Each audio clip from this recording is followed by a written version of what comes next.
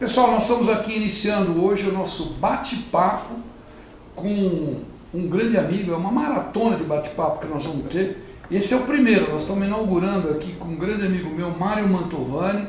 Mantovani é um nome que hoje já ele amplamente vinculado à questão do meio ambiente, da proteção dos nossos animais, amigo de muitos anos. Ele iniciou, logicamente, a militância em trincheiras idênticas à nossa, a gente no parlamento, ele na sociedade civil, um grande representante que foi da SOS Mata Atlântica, essa entidade que hoje tem uma dimensão mais do que nacional, mas internacional, passando aí por várias outras atividades, a NAMA, e recentemente ele preside e dirige a Fundação Florestal muito bem, alguém que tem um amplo conhecimento. O Mário Mantovani, como eu disse, é meu amigo de muitos anos. A gente tem aí passagens, né, Mário? Se contar, o pessoal vai me chamar de tio, eu vou deixar. Mas nós dois, então, né? Nós passamos pela Eco 92, nós passamos pelo Código Florestal no Congresso Nacional, numa militância, numa luta.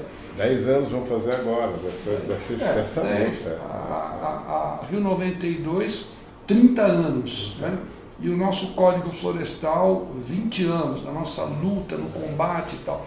E na questão da proteção animal, que o Mário também tem um grande trabalho voltado nessa área. A Frente Parlamentar Ambientalistas, que foi inaugurada, vamos dizer assim, na gestão em que o Mário tocava a SOS Mata Atlântica, juntamente com os parlamentares, deu uma dimensão nova. Então, eu vou abrir aqui, nós vamos fazer esse bate-papo, Mário. Legal. Tá liberado, aqui é uma conversa de amigo para amigo. Pô, eu já quis entrar na conversa antes, mas é legal, Triba, porque eu começo, na realidade, a minha carreira profissional em ONG, né? Nós estamos falando de 50 anos da Estocolmo, daquela primeira conferência que tivemos na Suécia, né? E olha que interessante, em 73 eu sou chamado para falar sobre educação ambiental e para contar o que aconteceu naquela conferência. Então eu vou fazer 50 anos de meio ambiente, vamos dizer assim, e 40 profissionalmente em ONGs. Então eu posso dizer assim, eu vi tudo que aconteceu desde aquela época, quando o Brasil vai para a conferência e fala que preferia a poluição à pobreza. E a gente viu como foi a luta de Cubatão, que se acompanhou, tantas outras lutas. E eu acho que aquilo foi um impulso para a gente estar tocando. Então, eu venho dessa, e aí me lembro de algumas coisas interessantes para ajudar a gente aqui. Na redemocratização, quando a gente se aproximou muito pelo Montoro, que foi uma das coisas fantásticas, eu fui convidado para trabalhar, porque como eu estava com os escoteiros, levando a informação, não existia movimento ambientalista nos anos 70, né? O que tinha era subterrâneo, porque era uma coisa que falava contra a usina nuclear, que você acompanhou, falava sobre... A gente não queria na Jureia, aqui em São Paulo. E aí a gente na Jureia, quantos anos a gente trabalhou em cima disso? No final dos anos 70 a gente já estava trabalhando nisso. Mas com a redemocratização, quando o Montoro me chama, eu já tinha passado, por exemplo, por praticamente todas as cidades de São Paulo e algumas do Brasil. Então eu já não tinha Rotary, Lions, Loja Maçônica, tudo eu já tinha visitado. Quando o Montoro me chama para falar sobre o Cisnama, que estão desmontando agora, isso é um assunto muito importante para a gente conversar, de política pública, eu vim para fazer os conselhos de meio ambiente. Eu visitei os 600 municípios do estado de São Paulo. Para explicar ao pessoal, o Cisnama é o Sistema Nacional de Meio Ambiente. Isso aí, o que foi a base, foi criada na ditadura pelo Paulo Nogueira Neto. Isso mesmo. E o Montoro comprou aquela história. Eu falei, eu sou municipalista e vocês vão fazer os conselhos, porque a base do Cisnama era o mesmo que tem de Brasília, o Conselho Nacional, o Conselho Estadual, que é o CONSEMA, e tinha que ter os conselhos municipais. Então eu saí pelo estado, fazendo esses conselhos, já conhecia todo mundo nas cidades, então foi muito mais fácil, porque daí eu acionava ali o cara do Rotary, tudo, e você vai ser o presidente do Conselho de Meio Ambiente. O que é isso? Não sei. Vai lá. E tocava. Então isso foi legal. E aí a gente teve, nesse tempo que você acompanhou e apoiou, a própria ANAMA, que foi a criação dessa associação de municípios de meio ambiente, com o Zé Richa, lá no Paraná, a gente estava ali naquele momento. Zé Richa. Foi fantástico aquele trabalho.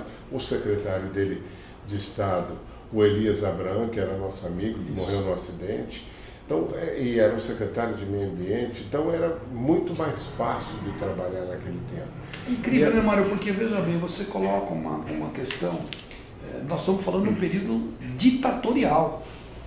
Uma transição democrática. Tinha num período em que a gente estava como iniciando um processo e o avanço era incrível. E você veja que nós tínhamos um almirante, amigo nosso, o Ipsen, foi um grande almirante que nos ajudou muito na construção da questão ambiental no Brasil. O almirante que, obviamente, se estivesse hoje aqui, estaria fazendo um contraponto a tudo que vem acontecendo. Né? Era um militar que tinha toda a envergadura voltada para a questão do meio ambiente. E aí eu acho que foi a coisa interessante que quando a gente estava conversando. Aquele movimento que a gente fez da Jureia ensinou muito a gente. Verdade. O primeiro abaixo-assinado, os bichinhos de papel no Parque de Verdade. Quando começa o processo de democratização, nos anos 80 explode as organizações não governamentais, a própria SOS, 86. E aí, olha o que a gente engata. A Constituição, de 86 a 88, olha que movimento lindo que foi para fazer o capítulo do meio ambiente. E aí já engata a ECO 92. Então nós pegamos o grande momento de mobilização da sociedade. Você falou na década de 80, e eu em 83 era vereador na cidade de São Paulo.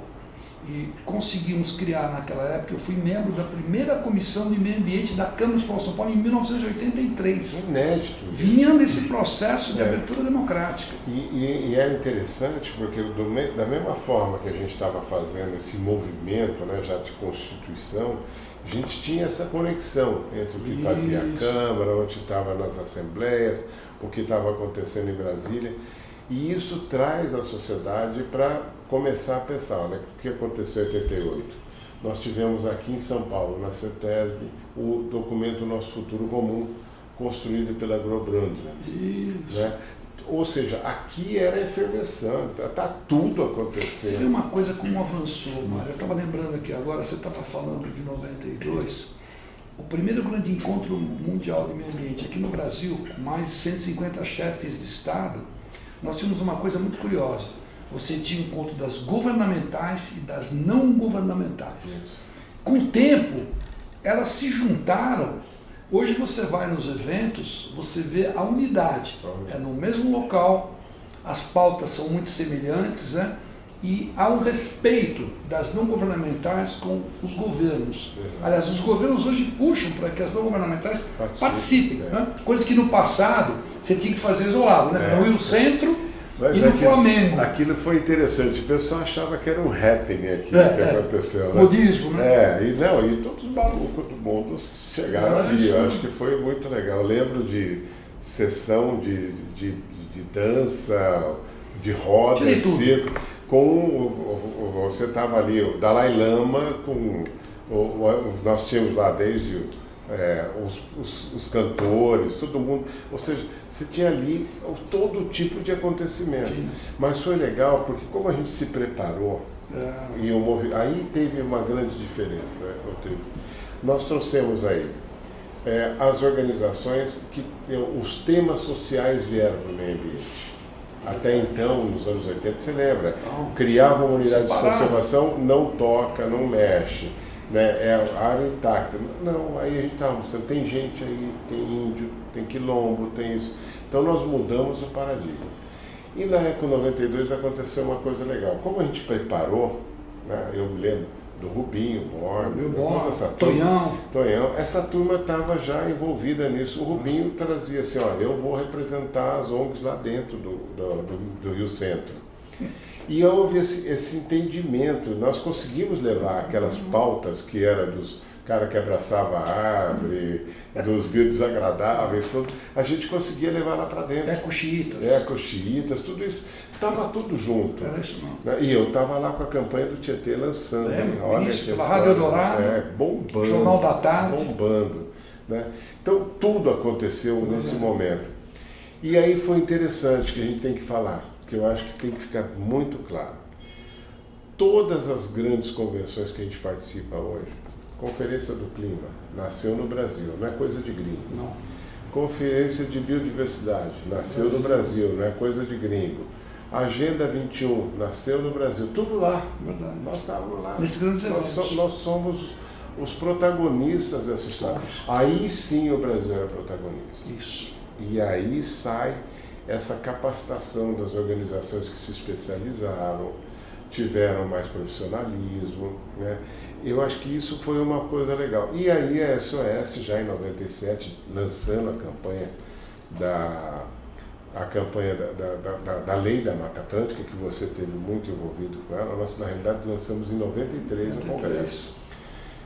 Eu acho que foi uma coisa, foi talvez o maior momento de mobilização, porque nós fizemos 14 anos de debates. Eu não sei quantas vezes eu invadi o Congresso para levar abaixo assinado, bolo. O pessoal adorava, né? Nossa. Porque no fim a conquista dos parlamentares se deu um pouco em função disso, dessa coisa mais descomprometida, dessa coisa mais informal, assim, né? E era um movimento de amor a uma causa. Né? Então não era uma coisa de. Você não está falando de arranjar um produto, não. Nós estamos falando de quem gosta de biodiversidade, de clima, quem gosta de rio, todo mundo estava ali.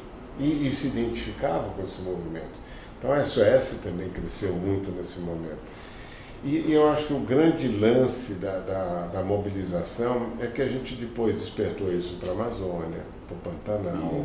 A gente fez a luta que você se lembra bem, da Bodoquena, por exemplo. Né? Tivemos até um amigo que virou mártir aí nessa história, ele se imolou, né, nesse debate. Então nós tivemos, acho que assim, não teve coisa que aconteceu nesse momento que nós não participamos. Tivesse participado, é verdade. Né? Então, ir lá para a COP, igual a gente foi, né, ou de Madrid, ou qualquer uma dessas aí, Paris, Paris, o México. Não é que é uma coisa assim para iniciados. Não. Isso é para quem tem uma história que pudesse chegar lá e dizer, olha, o que vocês estão falando aí veio daqui, tem essa origem. Agora, Mário, só para a gente relembrar um pouco, até para quem está nos ouvindo e assistindo, né? É uma coisa muito curiosa, né? Eu me lembro bem que Marrakech foi um ponto importantíssimo, porque nós conseguimos convencer os embaixadores brasileiros, né? Sobretudo o embaixador Figueiredo, que era quem nos ajudava muito a avançar com as propostas, de fazer com que o Brasil tivesse, pelo menos, embora tenha tido a Eco 92, mas tivesse um encontro da COP aqui no Brasil. E conseguimos aprovar isso numa reunião da Organização das Nações Unidas, lá em Marrakech. E o que aconteceu, Mário? Como é que você vê essa coisa, desse passado todo que a gente está relembrando aqui em alguns minutos, né, para hoje? Porque eu costumo dizer o seguinte, a gente tem que trazer o parlamento para o centro da discussão política, a questão ambiental. Ainda dá tempo da gente recuperar alguma coisa, porque ficou muito ruim, né? Não, bem lembrado. Antes, só um ponto. Em 97 a gente faz a Frente Parlamentar Ambientalista, que você coordenou, e eu vou te entregar daqui a pouco esse documento. Ótimo. Mas o que aconteceu nas conferências? Primeiro, até Paris, eu vou dizer um momento, que nós estávamos naquela discussão do protocolo de Kyoto, que era país desenvolvido versus país subdesenvolvido e desenvolvimento, ninguém se entendia. Quando a gente vai para Paris, isso precisa ficar muito forte, porque o Brasil foi determinante. Cada país leva a sua meta. Então não foi alguém que decidiu. Cada país foi lá. O Brasil foi lá e apresentou, eu vou fazer isso, vou restaurar 15 milhões de hectares de floresta, vou cuidar de 50 milhões de pasto. Apresentou. Feitas as contas lá, nós fora de todos os países, com isso nós chegamos no e-mail. Então muda tudo. Isso foi bem legal. Acho que foi um momento forte de a gente ter falado de Paris. Depois, não sei se você lembra, mas nós saímos de Paris e o Brasil foi o primeiro país que aprova no parlamento, sem nenhum voto contrário, inclusive daquele que nega hoje. Unanimidade, né? Todos assinaram. O Brasil foi o primeiro país do mundo que faz... uma grande comemoração no Congresso. Eu estava lá como deputado federal, você se lembra bem, nós fizemos um acordo, né, em que todos participaram de Zequinha, forma suprapartidária. Todo mundo, foi fantástico. Não tinha partido que foi se omitisse. o primeiro país do mundo que validou no Congresso o Acordo de Paris. Olha que educação. Esse é fantástico. Eu ia falar que educação é um orgulho, não é um orgulho para nós, né, brasileiros, saber que realmente nós fomos protagonistas e mais do que isso. Ao término do encontro de Paris, o parlamento brasileiro, dando uma demonstração inequívoca, não só de democracia, mas uma visão ambiental muito mais ampla, né, sinalizava para o mundo, olha, vocês têm que no parlamento de vocês agora começarem. E começou devagarzinho o pessoal pipocar algumas coisas. Mas aí, então, quando você traz Marrakech, era o seguinte, qual é o caminho? Né? Nós estávamos ali, fizemos, cada um apresentou. Marrakech fez aquela coisa de mostrar que esse já não era mais um tema de grupos, não era de governo, não era de ONG, era um tema planetário. Aí começa a chegar os relatórios do IPCC. Esse relatório, o último que foi apresentado esse ano, painel intergovernamental. Esse é definitivo, esses são os maiores cientistas do mundo, então não adianta ser de um governo, como a gente viu com a bancada ruralista, trazendo um climatólogo de estimação que negava tudo, nem cabia mais. Então, eu acho que aí fica evidente nesse ponto que nós tivemos, que o assunto já saía dessa esfera. Aí estavam os parlamentares, forte, e nessa conferência que teve agora de Glasgow, que a gente viu, foi totalmente diferente. Aqui nós estávamos falando de fundos de investimentos, bolsas de valores, empresas B, nós estávamos falando de investidores do mundo inteiro, dos principais empresários. Então agora ganhou uma escala que já não era daquele que vinha, eu gosto do meio ambiente, precisa salvar o planeta, não. Saiu do modismo e entrou na prática. Aí surge ESG, essa questão da governança socioambiental das empresas. Então nós mudamos o patamar. Né? Cada escala dessa era como uma grande jornada com um passinho de cada, mas a gente dava passos largos, porque o Brasil sai em último lugar em 72, em 92 já está com o bastão lá na frente e chega, nesse momento, na frente ainda mais com quem jogando contra é o próprio Brasil. Né? Mas o grande lance é que surge aí mais oportunidades. Eu acho que a cada crise nós temos uma oportunidade. Quando o governo brasileiro desembarca, como aconteceu com os Estados Unidos, né, com o Trump, os governos subnacionais cresceram. Então, olha a responsabilidade que a gente teve de São Paulo levar uma meta de 1,5 milhão de hectares para serem restaurados. E Mata Atlântica para a gente é fundamental. E é uma coisa assim, nós estamos fazendo. Paulo, né? Então, eu acho que essa coisa do subnacional, das empresas, isso tira aquela coisa de ser um carimbo oficial e passa a ser uma responsabilidade de cada um. Sua, minha, daquilo que a gente faz em casa, da coleta seletiva, ou traz de novo, eu gosto muito disso, traz de novo para a conferência de 72, pensar global e agir localmente. Olha que coisa fantástica. Quantas voltas deu o mundo para a gente chegar? E agora, nem mais do que isso, o empresariado hoje, como você colocou, ele tem uma nova visão. O empresariado novo, jovem, arejado, oxigenado, ele participa diretamente das questões ambientais.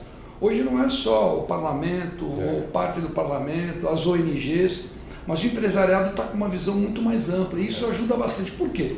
Porque hoje, para você buscar recurso fora, eles perguntam para você como é que é o comportamento ambiental da sua empresa. Então, obviamente, o segmento hoje financeiro e econômico, ele tem sido um pouco direcionado na questão do meio ambiente. Quem estiver dentro dos padrões vai avançar muito. Não tem mais volta.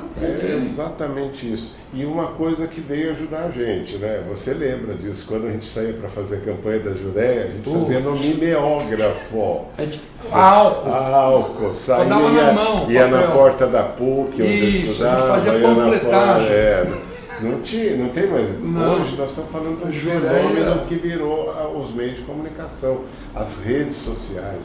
E aí não é a questão da fake news, nós estamos falando, os temas ambientais, eles ganharam essa dimensão, vamos dizer, porque está a foto da Jureia, Amazônia. O Belô devia ter 15 anos e o Fábio Feldman 16, né? E eu estava nessa turma, mais ou menos isso, eu era dessa turma dos 16. Mas, pô, a gente ia de casa em casa, ia não, na era muito rua, legal. era um negócio... Todo mundo animado, né? E as pessoas recebiam com uma vontade de querer participar, de ajudar, incrível, né, mano? O próprio abaixinado do Tietê, esse... com o jacaré que apareceu, foram mais de 2 milhões de assinaturas físicas.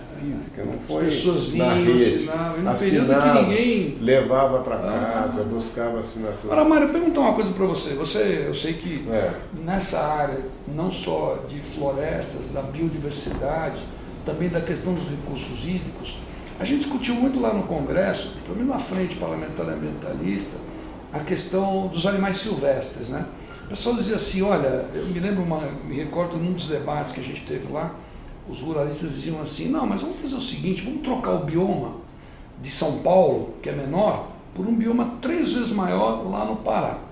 E eu dizia o seguinte, falei, bom, tudo bem, só que você avisa, já que vai trocar, aqui se acaba, né, supressão de vegetação de mata primária, e você vai dar para eles lá. Então leve uns animais, arruma passaportes, diz para ele que a alimentação mudou, o clima mudou. Esses caras não tinham visão. Como é que você vê hoje, como é que a gente consegue segurar? Eu estava falando com o pessoal da Renctas outro dia sobre isso, né? Essa questão dos animais silvestres, né? Que vivem aí nas nossas florestas, é uma riqueza enorme, né? A gente precisa discutir um pouco essa questão, não pode deixar isso à margem. Esse debate ele tinha ganho, tinha assim, maior proporção do que quando a gente começou a falar. O pessoal começou a entender. E a Convenção de Biodiversidade deu muito peso na questão de você manter, né, os biomas. O Brasil está indo num vexame agora para a Conferência da China. Né? Mais um vexame, né? Não é só esses. Você manter o bioma integral, isso é importante. Por exemplo, a Lei da Mata Atlântica conseguiu com que a gente não tivesse mais o desmatamento. Lembra que quando a gente fez aquela bandeira do Brasil, lá, estão tirando o verde da nossa terra, você acompanhou, eu acho que foi o melhor logo que eu já vi até hoje. Porque não precisa explicar, né? Sem o verde. E a gente percebeu, por exemplo, que com essa mobilização e com a lei, parou o desmatamento na Mata Atlântica. Nós temos 10 estados hoje com quase desmatamento zero. E a gente perdia um campo de futebol de floresta a cada 4 minutos. E o pessoal acha que isso é pouco, né? O pessoal acha, vamos pegar um pouquinho, faz a conta disso, né? Quando a gente fala que tem que parar, não, mas a Amazônia é legal, né? A Amazônia é legal, mas espera um pouquinho, mas está perdendo. Não é que vai ganhar, vai recuperar, não vai recuperar. E o pior, que a gente viu agora nessas denúncias, né? Está perdendo onde é sua terra, é a minha, de todos nós. Porque está perdendo onde é o parque, onde é a unidade de conservação, na terra de índio. Ou seja, aquelas áreas privadas, elas estão consolidadas. O que está entrando hoje é uma especulação que foi promovida. Né? Na Mata Atlântica, nós temos uma lei, isso não aconteceu, mas no Pantanal está acontecendo. Nós não fizemos a lei de regulamentação fundiária, que é fundamental. Ou seja, o que é área do Estado, o que é área indígena, o que é área particular, privada, para você definir o que nós temos que fazer com essa nossa biodiversidade. O maior problema ambiental brasileiro é fundiária. É usar fundiária. Se não fizer a regularização fundiária, eu acho que fica difícil da gente caminhar, porque você não tem uma definição. E não tendo definição, dependendo do gosto, da vontade do governo que tiver no poder naquele momento, faz o que bem entender. E qual que era a nossa proposta no Código Florestal naquele debate? Que foi violenta. Muito não foi um debate assim. Eu costumo dizer para o Aldo Rebelo, que era deputado da minha época, a nossa época lá, eu disse, olha, entre nós dois, Aldo, o que sobrou de verde foi o Palmeiras.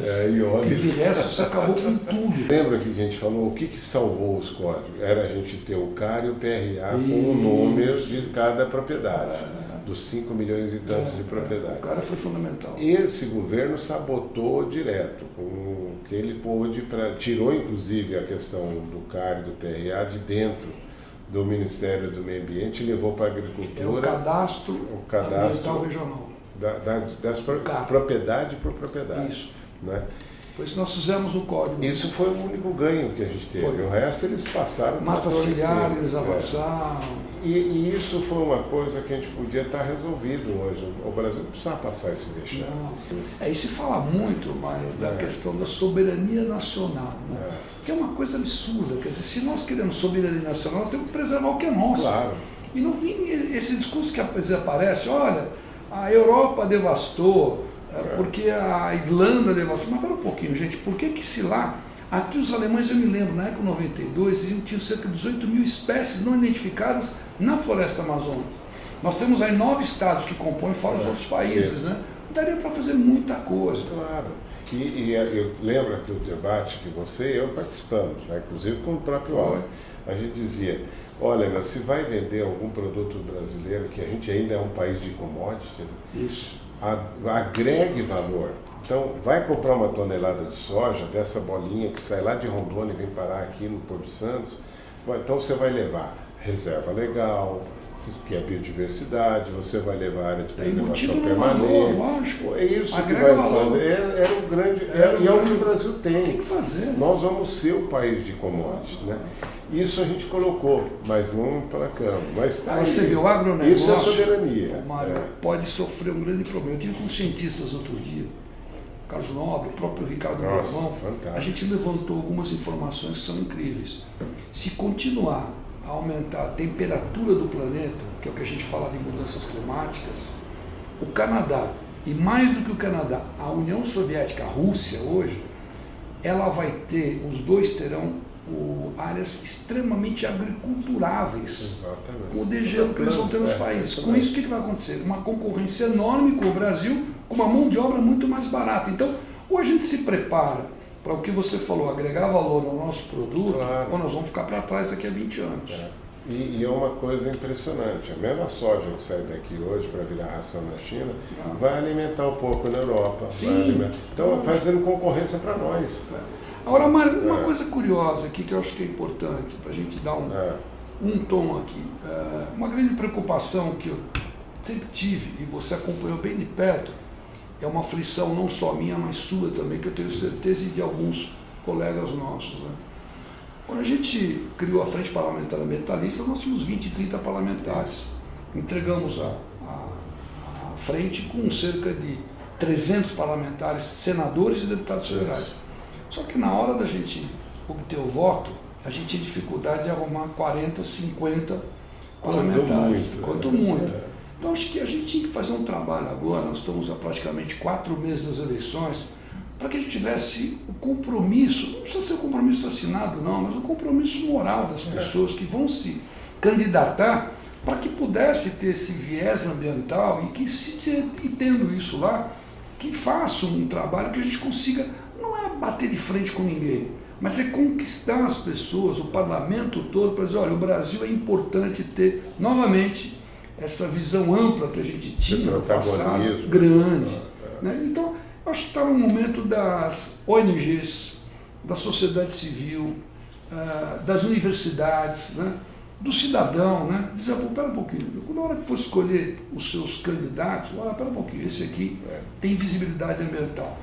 Você sempre discutiu isso comigo e eu acho que era uma preocupação que você tinha que faz sentido. Quer dizer, a gente poder ter nos estados brasileiros, né, representantes que vão para esse, independente de partido político, suprapartidariamente. Como é a frente? Como é a frente? A frente a gente convivia, ela nem sabia cada um que partido era, muitas vezes, mas estava conosco lá lutando, brigando, discutindo. Então, isso é fundamental. Para você que tem uma militância de tantos anos e é conhecido no Brasil inteiro, seria fundamental que a gente começasse a dar, através da sociedade civil, você tem toda a razão.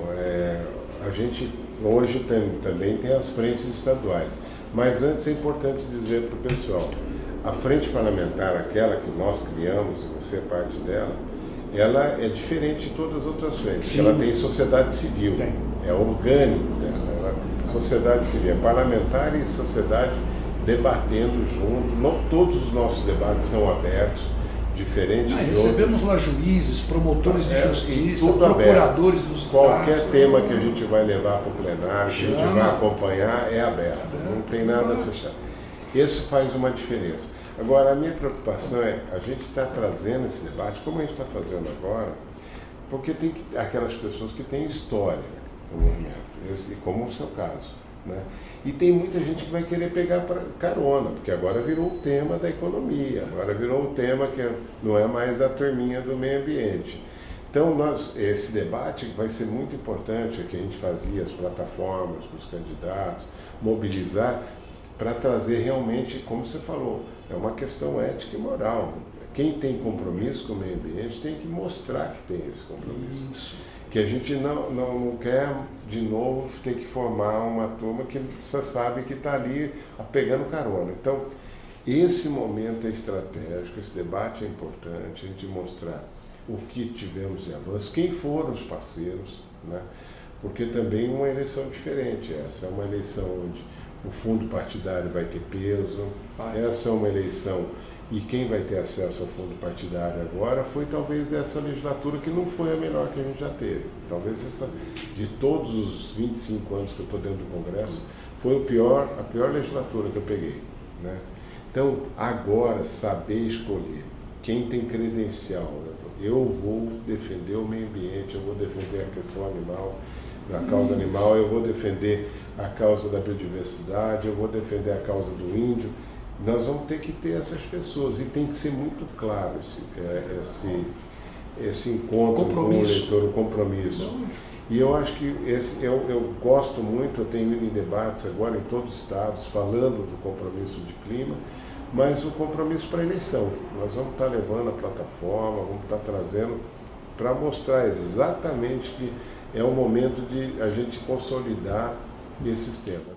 Mário Mantovani, quando entrava no Congresso, ele dizia que tem que ter carteirinha para ele, carteira de deputado, porque ele sentava do meu lado e a gente ficava ali cochichando. Às vezes quando o pessoal me perguntava, como é que chama aquele deputado lá? É o deputado Mário Mantovani. Só que eu não falava que era de São Paulo, porque senão o pessoal ia ver que ele era da organização não governamental. Mas não tinha evento que o Mário não tivesse junto com a gente lá, apoiando, lutando junto, fazendo enfrentamento. Né? Um enfrentamento no bom sentido, não é briga de sair no tapa, não. Era uma discussão com argumento, como vocês viram aqui nessa fala do Mário, né? Tem um volume de informação muito grande, né? Porque a gente foi conquistando isso com o tempo, né? Então, é meio que autodidata, não tem uma universidade específica, né? A nossa universidade é exatamente conviver com o meio ambiente no dia a dia, seja daqueles atores que são brasileiros, que são internacionais, enfim, com jornalistas, com artistas, com um cidadão comum, com empresários, enfim, Mário, acho que essa é a formação desse núcleo todo. Mas tem alguns pontos, Mário, que eu gostaria de lembrar. Você trabalhou com a gente, somente no Vale do Ribeira, quando a gente começou a trabalhar com o ICMS ecológico em 91.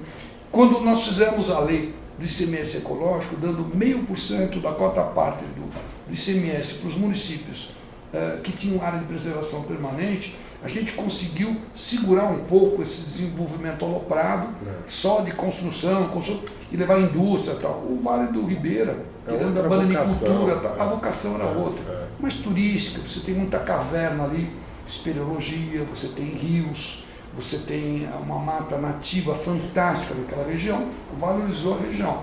E os municípios receberam o dobro da arrecadação que eles recebiam antigamente, o que deu para eles oxigênio para poder conviver com a sociedade. Acho que isso foi um grande marco que você trabalhou muito, nos ajudou muito na aprovação em 91, na Assembleia Legislativa, que é uma lei estadual, você lembra disso? E olha que gozado, hoje muitos municípios recebem mais do que a arrecadação, não, mais do que a cota parte isso, lá do FPM, né, que passa para os municípios, que vem do governo federal. Mas o que acho que foi um grande ganho daquilo para o Vale do Ribeira, que a gente trouxe também nos anos 90, o polo de turismo, que ganhou um prêmio mundial. Aí, sabe o que eu fico pensando? Eu fui, por conta dessa coisa do turismo, na Costa Rica várias vezes, que é um paraíso. Costa Rica recebe 25 milhões de pessoas do turismo. O Brasil inteiro está com 5. Tirando o turismo sexual, não sei nem quanto ficaria. Mas, pô, não é possível. A Costa Rica não tem tudo, né? É menor que o estado de São Paulo. Não tem nem um pouco dos atrativos que a gente tem de Judeia, Vale do Ribeira, tudo. E a gente nunca conseguiu vender isso. Né? Nós estamos falando de um paraíso entre duas capitais, como Curitiba e São Paulo, É a maior extensão contínua de Mata Atlântica. Não tem no mundo, nem na Costa Rica, em lugar nenhum, uma área de biodiversidade como essa. Nós não soubemos vender. A gente criou o ICMS. Hoje, você veja que com essa criação, você tem aqui em São Paulo, no estado de São Paulo, somente aqui na capital, todo final de semana você tem um volume enorme de estrangeiros que vêm para cá para negociar com o banco, quilômetros hoje. Você está aqui, você pode passar o fim de semana, sábado, domingo ali, para mostrar para eles cavernas, Mata Atlântica, mostrar água corrente, as bananiculturas, enfim, agricultura local orgânica. E naquele tempo a gente falava, mas era difícil você falar, bom, desce para o Vale do Ribeira que você vai pegar a Estrada da Morte. Hoje está duplicado. Hoje é um passeio. Dá para ir até o Paraná tranquilo. Dá para você descer no aeroporto, até mesmo em registro. Então, houve uma mudança. Mas a gente precisa mudar a chave mesmo, porque o Brasil precisa valorizar isso. São Paulo fez um esforço nesse Mata caminho. Atlântica, veja quanto nós temos hoje preservado aqui. E isso mostra quanto a gente tem que explorar ainda. O ICMS que começou aqui, os outros estados seguiram. Então, Minas tem, projetos de lei, Rio de Janeiro tem. Começamos com o nosso aqui, depois foi. E agora a gente está trazendo, inclusive, mais recursos ainda para o ICMS de São Paulo. Isso mostra que aquilo foi uma medida correta. Ou seja, se eu tenho restrição de uso no meu território, né, não adianta você querer achar que o Vale do Ribeira vai ser igual ao Ribeirão Preto. É outro solo, é outra condição. E então, a contrapartida financeira. Exatamente, foi o que a gente que podia fazer na Amazônia, que podia fazer no Cerrado, que podia fazer em qualquer local no Brasil. Né? Quem tem hoje um ativo florestal está com tudo. Inclusive é uma das grandes propostas do Brasil na Conferência Mundial. E aí vem naquela história que você falou. Por que os outros destruíram e nós não? Mas ainda bem que a gente não destruiu. O grande ativo, o grande apelo do mundo hoje é o capital natural. Né? Então nós vamos ter que aprender nisso. E aí vamos precisar de bons deputados, vamos precisar de bons políticos, boas organizações e bons empresários. A ciência também comprovou. Eu acho que a gente avançou demais na ciência. Ou seja, o universo que o Brasil fez, dá para a gente chegar. O SBPC, que é a Sociedade Brasileira de Progresso da Ciência. Quantas vezes nós chamamos eles para o debate? Para vir nos ajudar, dar suporte. Quantos documentos nós levamos para fora do Brasil que tem, obviamente, esse subsídio, que tem esse suporte da área científica, que nos ajudou tanto, né, Mário? E o Brasil é que faz ciência hoje, essa é coisa legal. Acho que são algumas medidas que você veja como as coisas são emblemáticas, né? Eu me recordo da época de Secretaria do Meio Ambiente, o Projeto Pomar, que é um projeto da margem do Rio Pinheiros, quer dizer, uma coisa simples de você fazer, com mão de obra não qualificada, ou seja, nós instruímos lá e formamos 900 pessoas como auxiliar de jardinagem, coisas do tipo, começaram a mexer com terra, limpeza de terra, com humus, com qualidade. Parte da mata que tem naquele local, ela veio exatamente dessa origem, que foi o Mário Barbosa, lá o Bute, a turma toda, que o seu colega lá da Fundação Florestal, todos nos ajudaram a escolher as espécies. O Arnaldo Rentes, que era o arquiteto, que bolou aquilo lá também, fantástico. Então você tem coisas que podem ser modelo nos grandes centros urbanos, não é porque aqui é um grande centro urbano que não dá para você ter um modelo, tem sim. Tem projeto de lei na Câmara Municipal, por exemplo, para você fazer os edifícios verdes e a Prefeitura dá um desconto no IPTU. Então dá para fazer contrapartida. Nós temos que começar a pensar a questão urbana também, para poder imaginar como é que fica. Como você falou, o mundo mudou, o mundo é novo. Sabe, eu estava vindo para cá hoje e o meu bairro explodiu construção. Eu tenho 20 novos projetos de construção. E agora é diferente. O apelo aqui, a gente via assim, more de frente para o verde, more próximo do parque e tal. Agora, sabe o que estava escrito na placa? Um lugar que vai ser 300 apartamentos, aí quase 2.000 pessoas, vamos dizer assim, quase uma cidade do interior. Né? Assim, more aqui porque vai ter a sua fazenda solar. Sabe o que quer dizer isso? Você vai pagar menos a luz. Quando a gente imaginar você... Que alguém está colocando energia de uma fazenda solar lá em cima. Não, ele está fazendo a fazenda lá no interior. E trazendo energia. E colocando na rede e negociando. Olha que mundo. Você vê que avançou muito. Nossa. Né? E outra coisa, a gente tem um caminho enorme.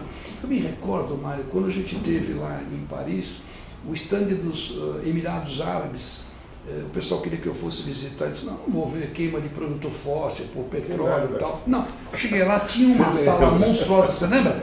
Toda de energia solar. Eu disse, mas como? Emirados Árabes? Não, nós vamos fazer isso aqui, porque isso aqui é fundamental, pensando no futuro. Eles estão investindo nisso, que sabem que o petróleo está no limite. Mas essa coisa de ter a placa em cima da minha casa, de ter no edifício, dessa distribuição diferente, não é mais a grande hidrelétrica. Eu lembro quantas brigas eu comprei, Balbina, Tucuruí, todos os lugares que eu fui brigar. Socorro, aqui Rio do Peixe não segurou para não ter hidrelétrica. Então, é isso que eu falo. O tempo foi mostrando que a gente estava com a razão. E não tinha bola de cristal para saber que biodiversidade é o melhor negócio do mundo hoje. Descobrir, na Mata Atlântica nós não sabemos ainda o que a gente destruiu, né? Então eu acho que esse é um apelo legal. Os cientistas davam para a gente muito subsídio naquela época, a gente utilizava e o pessoal achava que era uma coisa da cabeça da gente, você tá, essa garotada é meio maluca. Olha que gozado, um exemplo, saindo de casa para vir para cá, você me despertou olha isso. Só, hein? Você fala, uma fazenda solar. Solar aqui? Porra, é fantástico você. Esse é o mundo que a gente tem que pensar e não ficar dizendo assim, eles lá destruíram. Não tem isso. É que nós somos otimistas, Mário. A gente não acredita que vai continuar uma virada cada vez maior e numa velocidade muito mais rápida, né? As modificações. Mas, Mário, eu queria te agradecer muito o fato de você estar com a gente aqui. Como você, a primeiro visitante, vai levar aqui 2 calendários. Um é para você, outro você manda para o teu filho em Brasília. Opa! Que eu sei que ele gosta de cachorro e gato. Legal, então tá aí para você um pequeno mimo. Logicamente a gente faz todo ano esse calendário, já é famoso, né? E está ampliando o número de gatos, senão o pessoal fica bravo. Esse é famoso. Esse é famoso. Até mais de 20 anos que ele está na praça aí. Mas obrigado por você ter vindo, pela tua gentileza. Mas não vai ficar sem levar chumbo trocado. Opa! Você vai receber aqui o relatório da Frente Parlamentar Ambientalista. Saudades da turma lá. Parabéns pelo são trabalho. Agora já incorporado o relatório das 19 outras frentes que a gente tem nos estados. E esse é o nosso papel. Fazer política é uma arte e ter bons políticos é uma exigência para que a gente possa fazer essa arte, de forma a todos terem benefícios e não grupos de pressão, que você já viu o tamanho da pressão que é Brasília. Esse aqui é um trabalho bacana e a gente está junto. Grande Mário, obrigado pela próxima. Falou, vamos lá.